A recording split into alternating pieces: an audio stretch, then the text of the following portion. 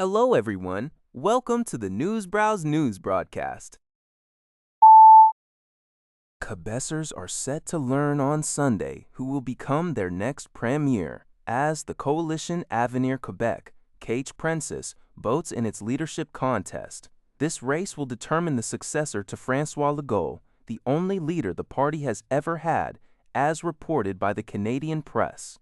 The two main contenders are Christine Fréchette, a former economy minister who campaigned on economic issues and an openness to more permanent residence, and Bernard Drainville, an ex-environment minister who emphasized conservative ideals and a stricter immigration policy.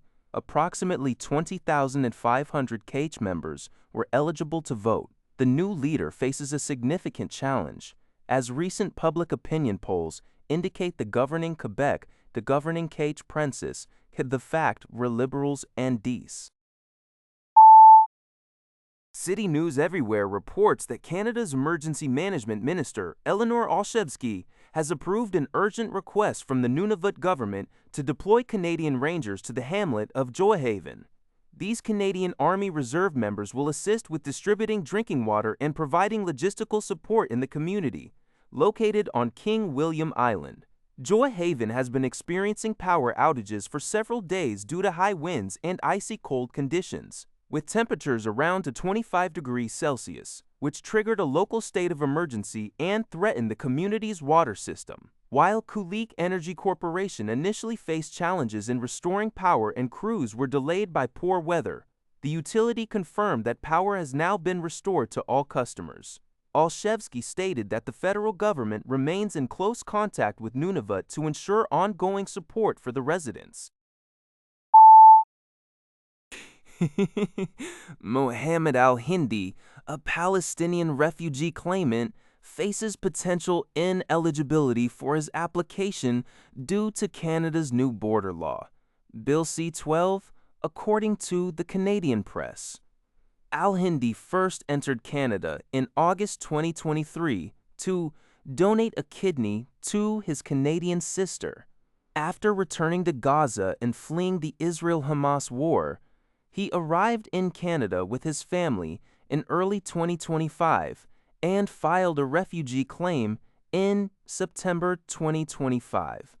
Bill C-12, effective June 30, 2025, retroactively deems claims ineligible if filed more than a year after the applicant's first entry since June 24, 2020.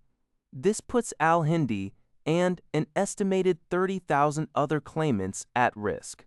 An Iranian woman also shared her plight, having her identity leaked by her country's regime, making return impossible, but her claim too is at risk due to the same law.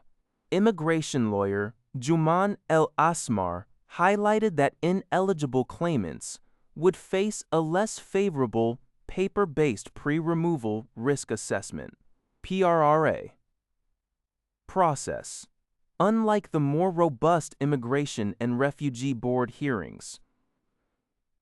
Immigration Minister Lena Diab defended C-12 as a measure to deter misuse and expedite protection for legitimate refugees amid a backlog of over 300,000 claims, while El-Asmar views it as an attempt to reduce newcomers.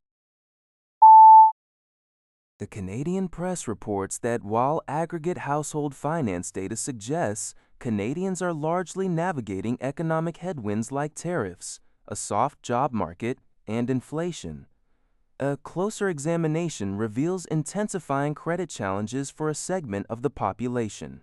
The difficulties experienced by subprime lender goEasy Lipidid, which recorded hundreds of millions in losses due to unexpectedly high loan write-downs, highlight this issue.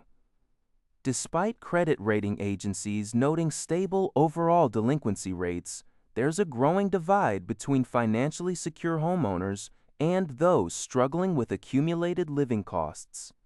Credit Canada, a nonprofit, saw a 31% increase in requests last year, with many clients facing rising expenses rather than sudden financial shocks. Consumer insolvencies in 2025 reached their highest level since 2009, averaging 385 daily. Non-mortgage delinquencies, including credit cards, installment, and auto loans, are at over a decade high, prompting lenders to tighten credit standards and approve fewer riskier loans. This polarization is particularly evident in unaffordable markets like Ontario and BC, where higher mortgage renewal rates exacerbate financial strain, disproportionately affecting non-home owners. That's all for this video. Thank you for watching. See you in the next video.